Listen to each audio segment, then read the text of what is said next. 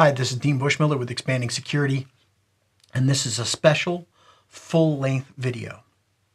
Normally, what you'll hear me talking about is the knowledge statements from the NICE framework. I started this project in 2025. I should be finished all 631 videos somewhere in 2027, I think. Normally, what you see is the first introduction concept. See whether you like the concept, see whether it resonates for you, see whether it actually works in your particular field of study in cybersecurity. And then if you want to, you can go see the full-length video at expandingsecurity.com, or you can go to O'Reilly's learning site, or even Vimeo. In this case, we're doing the full-length video, so there's no need to go anywhere else. I hope you enjoy it. This is developing strategic plans. From a conceptual standpoint, we have to look when we're developing strategic plans at what could limit the mission. At a high level, what limits the mission. And generally, this comes in the form of things like labels or regulations. On a regulatory side, I give you some examples of, like, in the United States, we have something like a FINRA, which is the Financial Industry Regulatory Authority. And they say, you know what? You have to provide access in a timely fashion for transactions. Like when you go to take deposits or put deposits in or withdraw money from your bank, you have to do it correctly. Another example would be in the EU, and that's the GDPR. I don't know what regulations you're going to have in place, so what I will say to you is look up those regulations, talk to your legal team. Okay, so those are high-level strategic limits on the mission, but we need to drill into, if we're building plans, what's the basis for analysis? That starts with mission inputs like the policy. The policy should focus on the tools we use in the environment and the acquisition of tools in the future. This means that we're looking at vendor management relationship, that we have our contracts out there. If we're going to build policy, what kind of questions do we need to put in place? Because the policy is going to drive everything. We're going to identify the data, its format, the duration, the archival delete, the data owner or the authority that's going to manage this, the procedures that we already have in place, and the exceptions and violation processing. For this last one, for exceptions and violation processing, what I say is if you're building policy and you're asking questions, if there's lots of exceptions, it might be that policy isn't that good. And so either we need to break that policy into two components, or we need to find out why we have so many exceptions. From a governance standpoint, we're going to look at business continuity plans, disaster recovery plans, and auditability. This goes back to regulations. This is going to roll into the system lifecycle, and we're going to say, hey, where are we in the system lifecycle stages? We'll do a capability mapping that's going to support the business requirements, and we're going to look at the security service catalog. That's the thing that describes what a business does to reach its objectives. A user goes here, logs in, and does this thing, and they transform this data that way, and it gets shoved out here, and then it goes to that user, and they do that thing. That security services catalog is going to do things like, when do they authenticate? What machine do they go to? How do we test the permissions? How do we hand off to the application programming interface? This is going to help us develop this relationship between the business model and the technical security infrastructure. It should be in place, but we might have to build it at this point. Next, we're going to develop the strategic information security plan. How are we going to do that? Well, we're going to take comprehensive and continuous process and realize that this is going to happen throughout. This isn't something that's dusty and we pull it off the shelf and say, here, let's go ahead and look at this. That's not what we're doing at this point. This is going to align with the organization's business objectives and risk tolerance. So that's the setup. That's where we're going. I hope you'll join me for the entire presentation. What methodologies can we use? Well, I'm going to carve off a piece of strategic information security planning and talk about it. We're going to break this down and look at the components to building a great strategy, okay? And this starts with information that we need for the security plan. This is going to be a comprehensive process, and it's going to align with the business goals and the tolerance. And that all starts off with a foundation understanding of the planning and how we set things up. When we're trying to understand our business, we're looking at security plans that have to align with the business model. We have to avoid creating plans just for documentation, because a lot of times, you don't want to do that. Nobody wants to do extra documentation. We're going to look at the business needs, guides, and audience context, and we're going to base documents on top management goals. So when we're building out these plans, we're going to link this to those business drivers. We're going to establish a policy architecture that's going to define the documents, policies, guidelines, standards, procedures, and even the memos. And that's going to look at the architecture, and we're going to ensure that we have a standardized behavior and communication that's going to work in our organization. Then we're going to define the goals and objectives. We're going to clearly state these in our purpose and goals, build security, gain support, and identify risk to ensure, and also make sure that we ensure compliance, going back to those regulations. We're going to apply things like leadership, communication, prevention, and compliance. We're going to make sure that we apply that with rigor. And we're going to ensure, well, depending upon the balance of the organization, confidentiality, integrity, accountability, and availability, which we'll dig into more in a little bit. We're going to use things like SMART for our goals. When we look at our goals, we're going to say, are they specific, measurable, agreeable, realistic, and time-bound? If we can't get these achievements on those goals, then we really have to really consider what's going wrong at this point. This is early identification of there's a problem with this project. Okay. We're going to gain management support at this point. We're going to figure out what the directives are and the ones that are defining this program and its direction. We're going to get them to sign off on this because there is going to be some spending that's happening here. When we write the policies and we get all of that information up front, the reality is we're going to put controls in place in this security plan.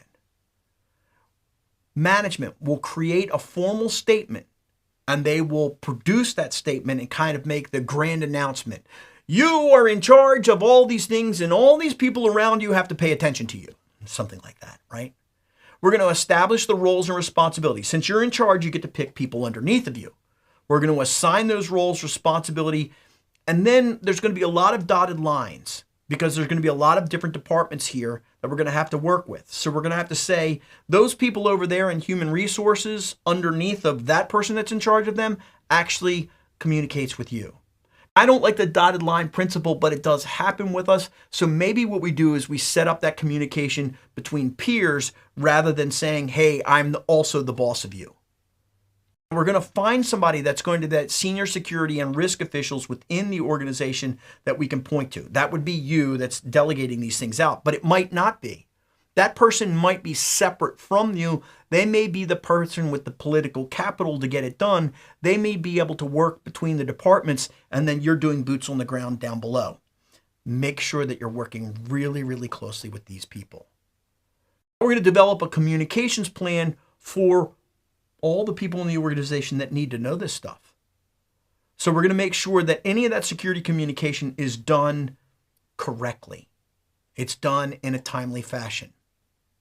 What happens a lot of times is if people don't understand what's changing and what's new and how they're supposed to go ahead and change the way that they do things, then we get a weak policy, or it weakens the policy when we don't continually train them on the new things that are rolling out. On the opposite side of that, when you look at an end user, they're like tired of dealing with phishing attacks or tired of dealing with phishing attack training that's out there. So make sure that you're not just doing this because you can do it on inertia. Make sure that it has value to the organization and make it about them and their value. Okay, we're going to switch over. We're going to talk about risk management and assessment. We're going to conduct risk assessments in the organization. Okay, that's going to test the effectiveness of the control. It's going to help us understand the exposure and the needed actions that need to be put forth within the organization. We will analyze the threats and the vulnerabilities, and we're not going to just look at this one threat like, oh, we need to patch that thing. We're going to look at this and say, hey, we have an authentication problem here. So we're going to do high-level analysis, and when we're building this new system or these new plans, maybe we put a high-level control in place and a policy that says something like, the policy says that all new applications that we choose must be multi-factor enabled. It must be integrated with our current authentication mechanism in our organization, or give us the ability to go ahead and communicate back and forth through something like a SAML connector or something like that. This is going to be looked at during the system development lifecycle. Anytime that we have system changes and concerns, we're going to make sure that any projects that we have going, because remember, every single project that went through the SDLC is now in the maintenance phase in the organization.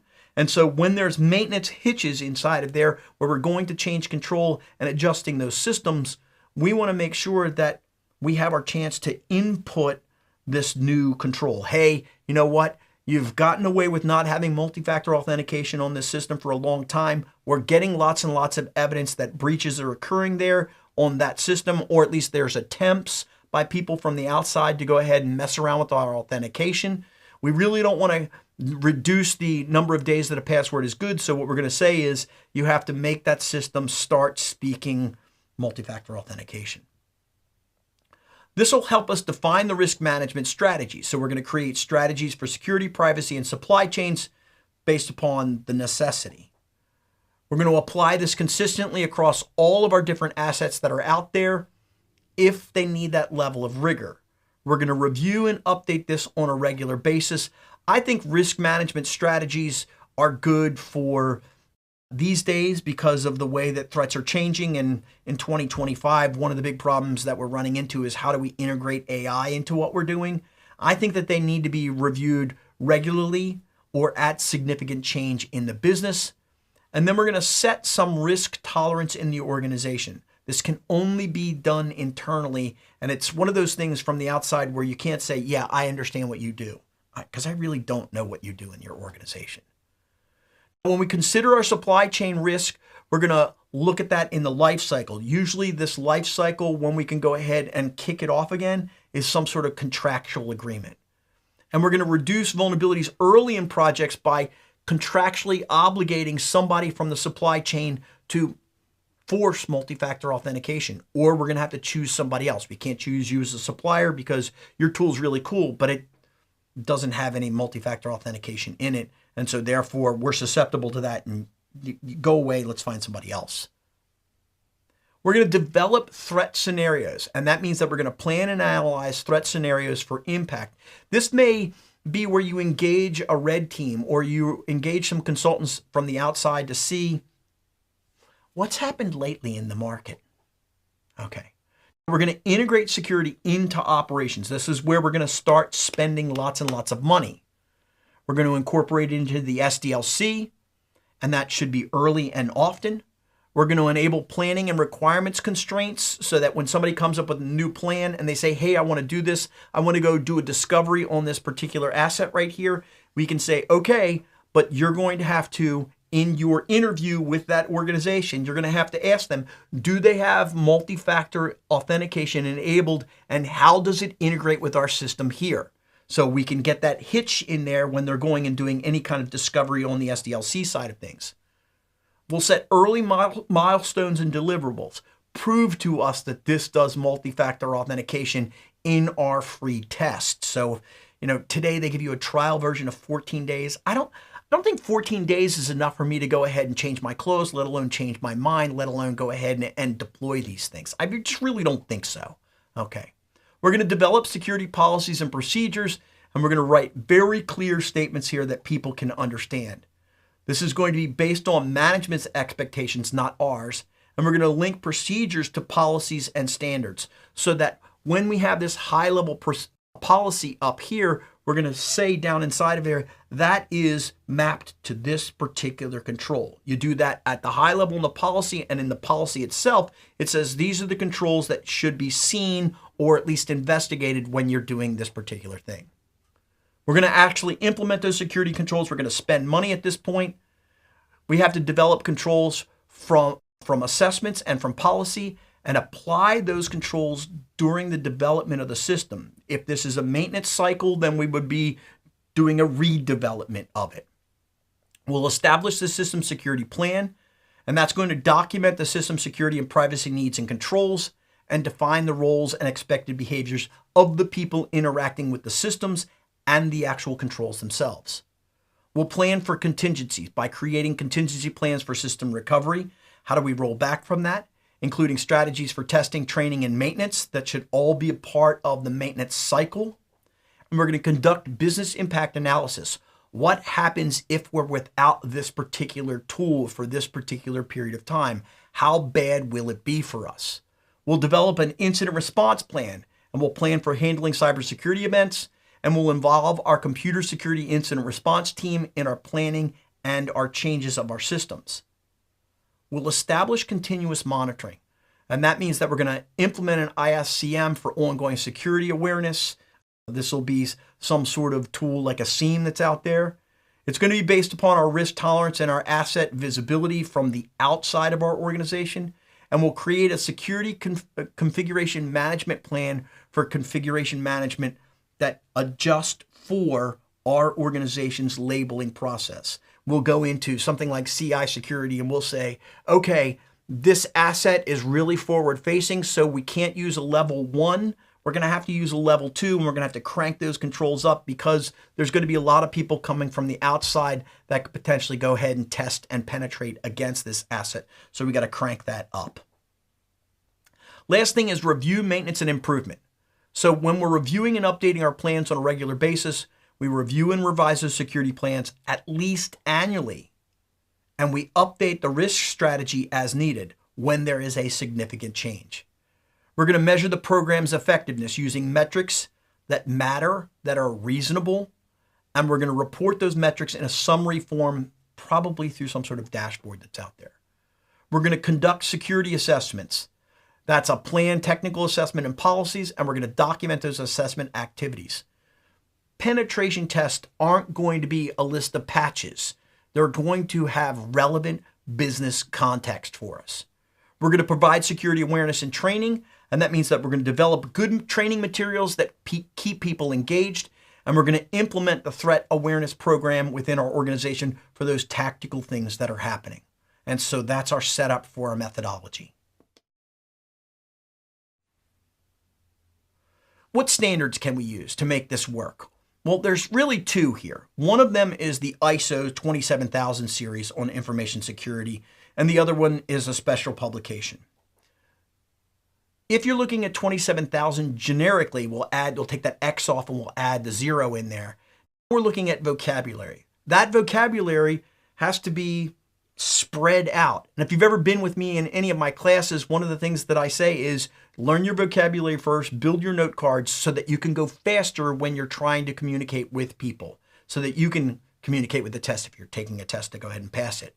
But the reality is inside of an organization, we have to take this language and we have to start producing it for the organization, including incorporating it into our documentation.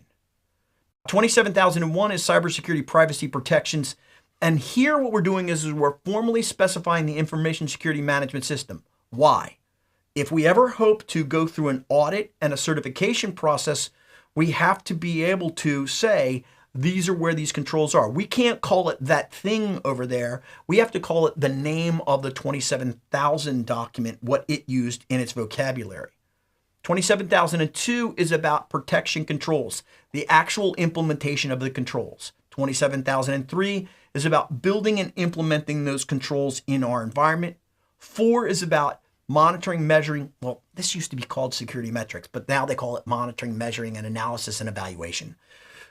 Why couldn't they just use security metrics? I kind of like that one, don't you?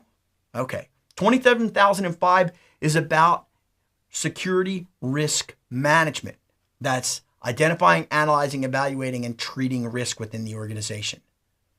I can't show you any more of those documents. Why? Because you have to pay for those documents.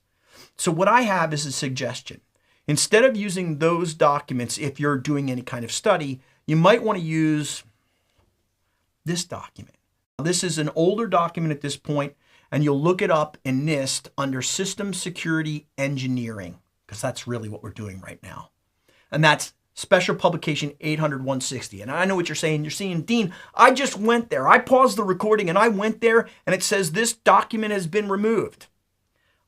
Yeah, that's fine. But did you want to go ahead and pay for the 27,000 series, or did you want to go ahead and get the free document that says it's been deprecated at this point? Because they're pretty equal. This, by the way, 800/160 came before that 27,000 series that's out there. Okay, next we're going to come into business process right after a break.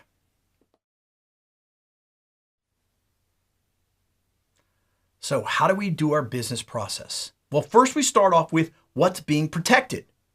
From a mission standpoint, we're going to look at our requirement of availability. This is the one that most people focus in on. And if you look at the availability controls that we have here, you'll see that we've got cryptographic key management, which this is your passwords. We've got identification and naming, that's your accounts. Protected communication, that's encryption with inside of the system. And by the way, this wireframe that you see right here is a mythical system. This might be spread and distributed. It might be all on one server. We don't know what that's looking like, but what would the controls be inside of there? From an availability standpoint, we need to do good authorization, because what we want is we've got a certain amount of CPU resources that here, and we're going to make it so that 10 people can log in and sufficiently use that system. Well, then we have to give each one of them a user account so that the 11th person that doesn't belong here can't get in and can't consume resources. Once we're on the system, if one out of those 9 people is being evil and wants to consume all the resources, our access control enforcement will say, no, this is the maximum allowable CPU that you can consume on the system. Things will go wrong on a system, whether that's intentional or accidental, and so therefore what we need is intrusion detection and containment, proof of wholeness, and restoring to a secure state. When it comes to availability, we look at the organization, and frequently organizations, this is their first security objective. Their policy is going to contradict this. What kind of definitions do we have out there for availability? Well, maybe we talk about up, ready, running, and at the right time. I like the concept of for the intended use only, so we don't abuse this thing. That's most systems are set up for availability. I offer as proof that everybody's using either Linux or Windows systems and their discretionary access control, so that maps perfectly. Let's switch over to integrity, which is the one that I really like. This is the second security objective for most people. And the reason why is because we've got lots and lots of databases out there. Those databases, well, they're designed, role-based access control is designed to go ahead and support integrity. However many parts we have in the database has to match the display so that we can go ahead and sell that correct number of parts. And when we're out of those parts, we can reorder them. But we don't want to say, hey, we've got 5 parts in the database when we actually have 4 and the customer's expecting 5 of them. They're going to get pretty angry at that point. So we want to make sure that we have accurate systems that are out there. From a data standpoint, when we talk about data, we're looking at data matching the expected values within the precision or tolerance. An example of that would be like if we had a bookstore online, not that big bookstore that everybody buys from, the other bookstores that are out there, okay? And they have 10 of a particular book in this warehouse and 10 of a particular book in this warehouse, but they're really, really far apart. How do they go ahead and do that precision and tolerance? Well, what they'll say is this set of titles ships in 3 to 5 business days. That means that they'll merge them together and shoot them out and they'll actually get to you on time. But if you bought 10 and I bought 10, then they would ship from the closest warehouse here, thus making a little bit cheaper for them. When we talk about integrity, we also might want to say that it is a correct system that's out there, and that might be the thing that we're doing. From a confidentiality standpoint, this is the big one that we all think that we're doing all the time, but we really aren't. If you look inside of this confidentiality wire diagram here, what you'll see is, hey, all the recovery controls are gone. Why is that? Well, because if confidentiality is lost, it can never be recovered. Once we have a data spill and we tell people, we tell something super secret to somebody, it's out there and there's nothing that can go ahead. We can't shove the toothpaste back into the tube at that point. What we're looking for in confidentiality is the information is either going to be private or confidential. And wait a minute, what's the difference here? Well, privacy is an individual's confidentiality, and confidentiality is an organization's privacy. For most entities that are out there, when we talk about confidentiality in a corporate setting, they have to say that we're going to protect your privacy. But the reality is they have to protect their confidentiality first. If this confidentiality leaks away, it could stop them from ever achieving their goals and objectives or their mission. And that means that they won't be in business anymore. And it doesn't matter what kind of privacy that they could go ahead and do. You can't sue them for it because they're out of business. They don't have any more money. Now remember that privacy or confidentiality needs to be during processing, in storage, and in transit. And I like to say that it's only in use by the right people. There is a limited subset of people as defined by the organization that are going to have access, be able to add, change, or delete, and this is all backed up by the policy in the organization. This is a unique thing. For confidentiality, the U.S. military and other military organizations will say that, hey, you know what? We will stop using the system if we can't prove that the confidentiality is there. They will say, we're going to stop. We're going to sacrifice use in order to maintain confidentiality. That doesn't happen in corporate entities. At the beginning of this section, what I talked about was availability. In that availability, that's first use.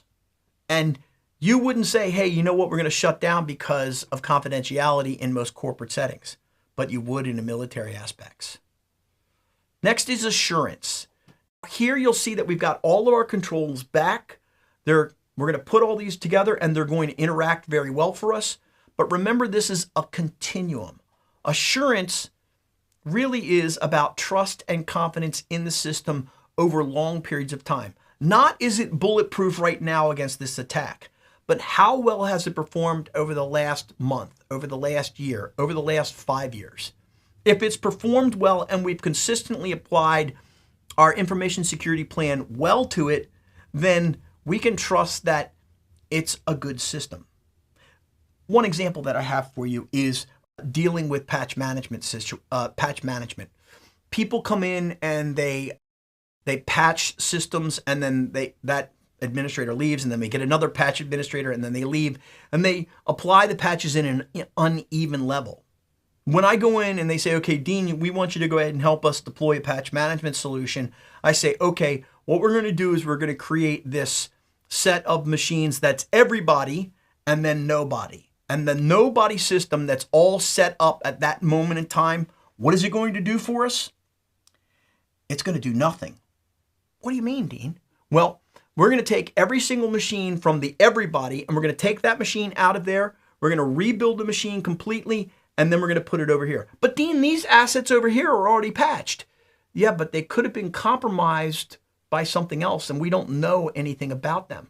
We don't have any confidence, long-term confidence in those systems. So what we'll do is we'll rebuild them from zero and then bring them over and continue to patch them at that moment in time. They go, this is a waste of time. Well, do you want long-term confidence or trust in the system? Do you want assurance in the system? They go, well, yes, we do. I'm like, that's what you're paying me for, so let's go ahead and do them one at a time.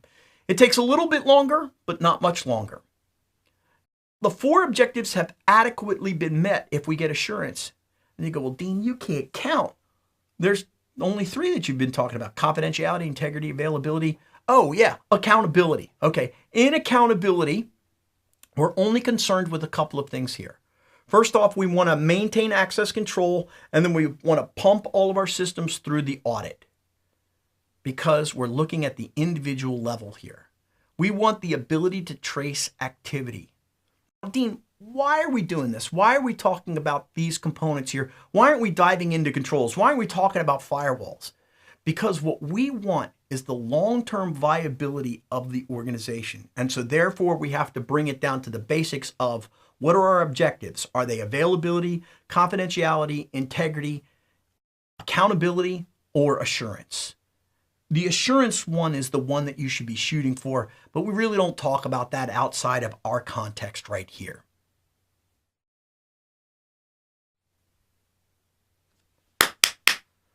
undo that break.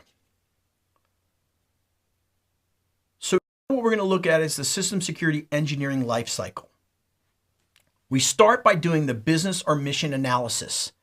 That's identifying the stakeholders, defining the security objectives, analyzing the problems and defining the mission security, exploring and evaluating solution alternatives, and maintaining traceability and baselines.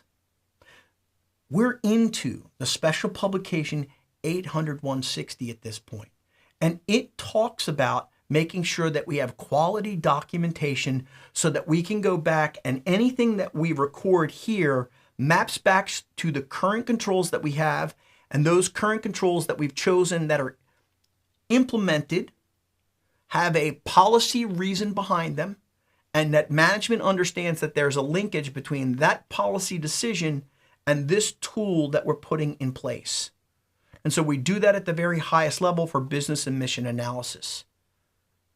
If we're doing a new system, what we'll do is we'll get the stakeholder needs and requirements definition, which is going to look at the stakeholders and figure out what their protection needs are. And we're going to build security requirements definition strategies long-term that will solve this problem today, but will solve these problems long-term when this comes up again in the next project. We're going to define the security context, assets, and priorities. We're going to determine asset susceptibility to adversity and uncertainty. We're going to do that through a general risk assessment at this point. We're going to say, hey, you know what? This system is really close to the internet. This system is on the internet. This system is in the cloud. This system can't be behind multiple firewalls. And so therefore, that's going to put it in a place where it's, susceptible to adversity. We're going to develop the different scenarios for review. We could use these kinds of controls. We could use those kinds of controls. We could go ahead and do this on the local area network. We could go ahead and deploy this in the cloud. When we deploy it in those two situations, if we're doing authentication, we can have stronger authentication here locally. If we do it in the cloud, we can have weaker authentication, but then we can add in multi-factor authentication. We can identify the security relevant interactions between the users and the systems. At this point, we want to know how the permissions are set, how they do their authentication mechanisms, how we audit all of those things. Sometimes we call this AAA. We're going to transform these needs into requirements. We're going to analyze and validate those requirements and say, are these what we really want? That's when we're talking back to management. We're going to maintain this traceability between the needs and the requirements for this project and for future projects. Next, we're going to do system requirements definition. And here what we're going to do is we're going to look at the boundaries and the security domains. Not everything is all housed in one server. So you saw before when we had the wire diagram that those things were kind of pulled apart. Let's look at an example today of that. Let's say for your organization that you're running Active Directory and you have multi-factor authentication in Active Directory. And you say you want to take advantage of some sort of software as a service that's external to your organization, that you're going to buy that and that's going to give you a really, really inexpensive way to go ahead and do this particular piece of the mission or one little tiny component in a line of business. You go, okay, we'd really like to do that. And then somebody says, well, we can do this internally, but it'll cost us 10 times as much. So, okay, well, we'll just go ahead and look at the outsourcing of it. Our functional boundaries and our security domains about accounts is in question. How do we communicate from that software as a service into our Active Directory? How do we create the accounts here and use them in that software as a service that's sitting out there? We're going to specify the functions, the requirements, and the rationale for what we chose. We chose to use software as a service. The controls that we're going to use are distributed authentication, and we're going to do that through this interface here, like security provision markup language. We're going to look for any kind of security concerns from a business standpoint and say, why are we doing this? How are we doing this? We're going to obtain explicit agreements on the stakeholder requirements so that we can actually get the project done. We're going to validate and maintain traceability all the way back to the beginning. And now we switch over to something that needs to be done once. And pause here just for a second. For architecture definition, we do this once for our organization, and this should be survivable, and the processes that we create here should last for anywhere from 3 to 5 to 7 years in our organization, if we do this right and we do this correctly. So now what we're doing is we're looking again at high-level strategies, okay? We're identifying the business drivers, what makes our mission run.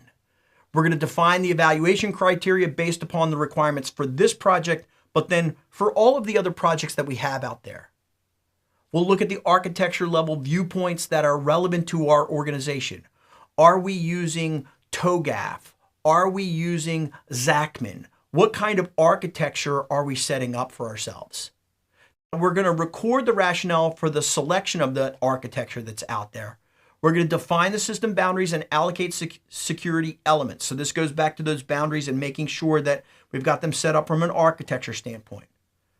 We're going to relate this to the architecture design. So we're going to take this project that we have now and say, does this fit with our architecture? And in some cases, it may not. Sometimes we'll have whole chunks in our architecture that are kind of hanging out there, and we'll have to do that on the second or the third project. So this may not get done all at once. We're going to select our preferred architecture. Usually the reason why we select a preferred architecture and stick with that long term is because we have lots of vocabulary in our organization that we can teach to our organization so that over and over and over again, when we use, I don't know, the SABSA language or something like that, or the Zachman language, that we ingrain that in the organization, we ingrain it in our documentation, and so that architecture then becomes part of our communication process. It becomes part of our culture internally. We're going to manage our governance and evolution and traceability back to this architecture long term. Now, there's a second set to this. If you go into the SDLC discussions that I have on other recordings, I talk about this entire process. But we're stopping. This is like the deployment is done at this moment in time. Why is the deployment done at this point? Well, because we were only getting the documentation to get ourselves up to go ahead and implement a particular plan that was out there.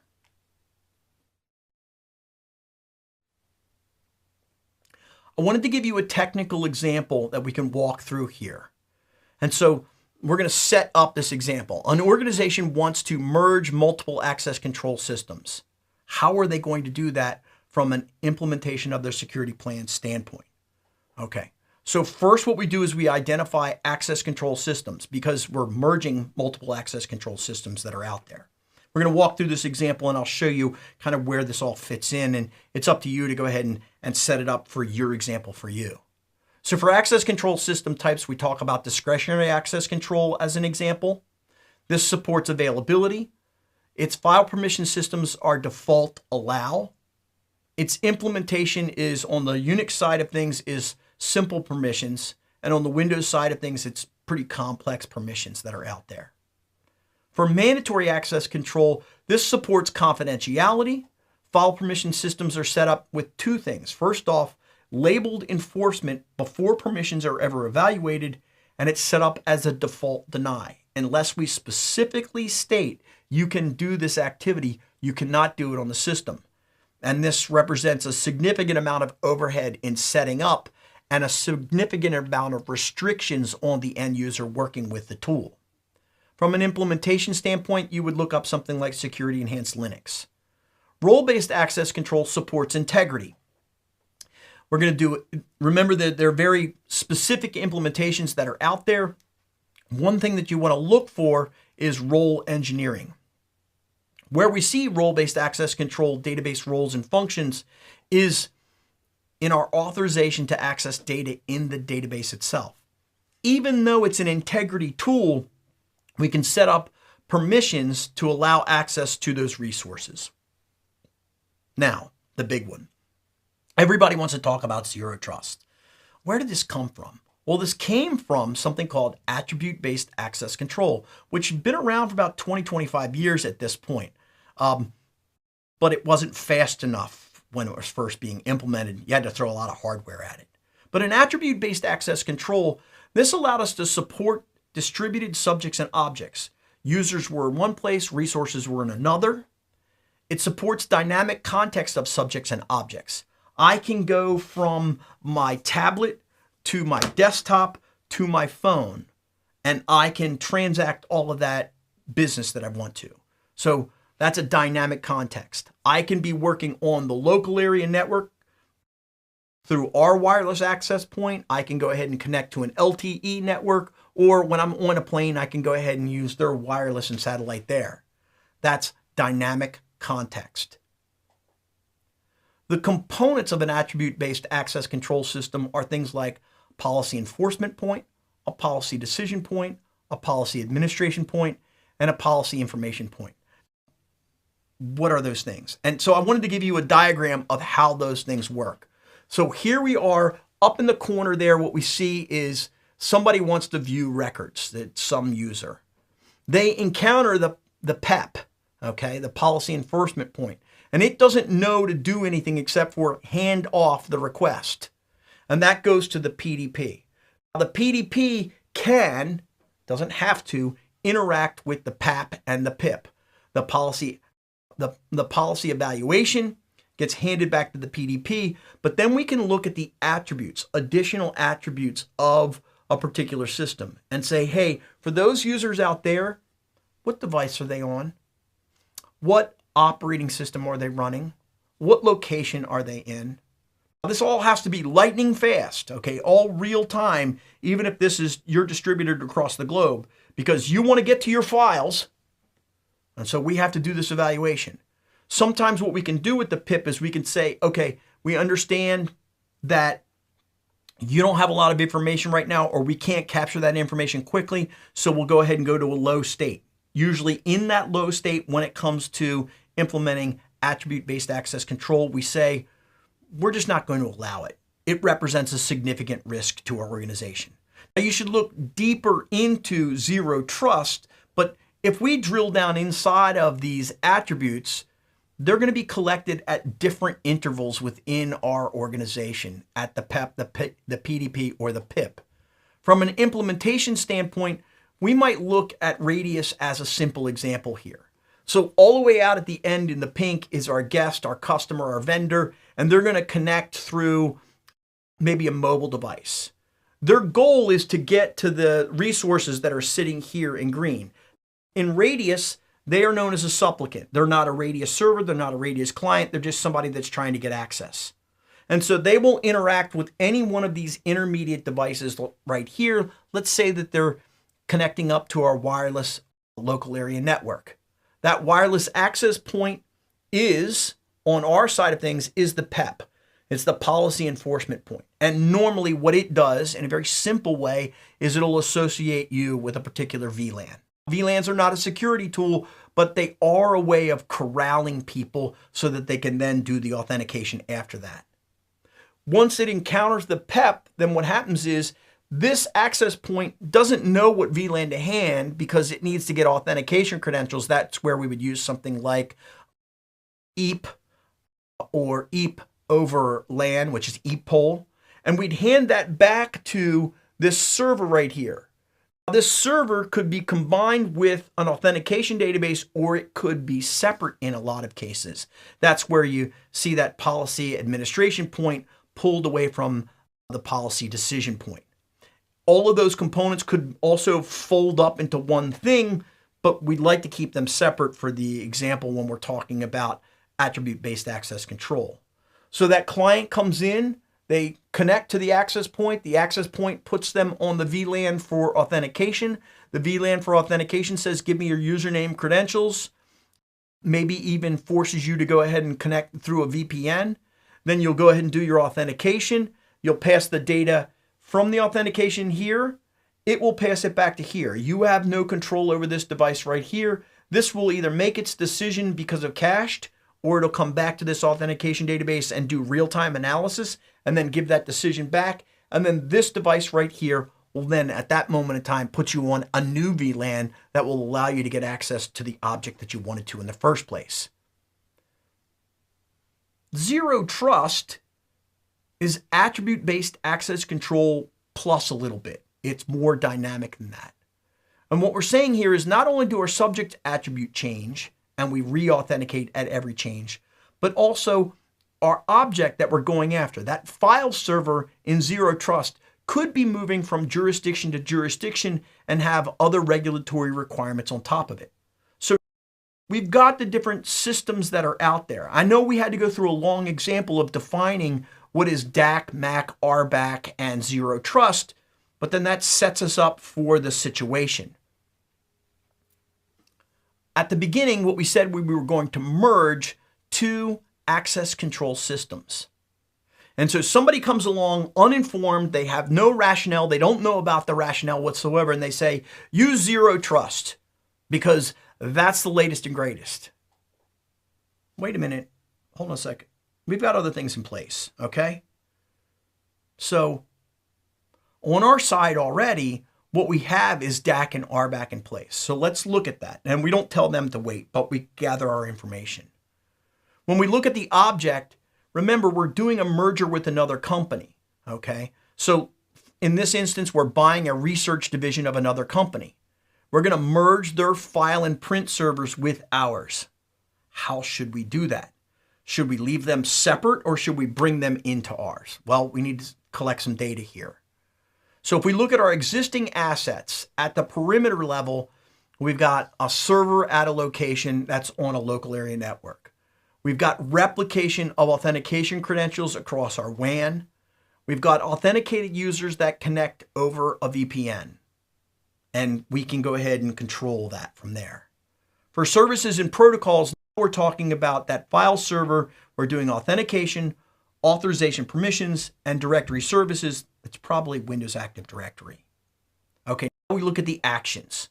From a subject standpoint, our administrators that we have on our current systems and our new systems, what are we going to do with these two sets of administrators? Well, we're going to merge them together, okay? So they're going to have the same level of permissions on the new system or from the existing system, we're going to go ahead and move them into our existing system. The employees, they're going to stay static. They're doing their job. They're not changing anything that they're doing because we bought the whole research division. What about the managers? Well, we're going to merge them also. So what are our choices at this point? I know that management has told us without any rationale, they've said use zero trust. But really, we've got a single file server and we can leave it alone, or we consolidate to our main file server, okay? This is where we return to the rationale.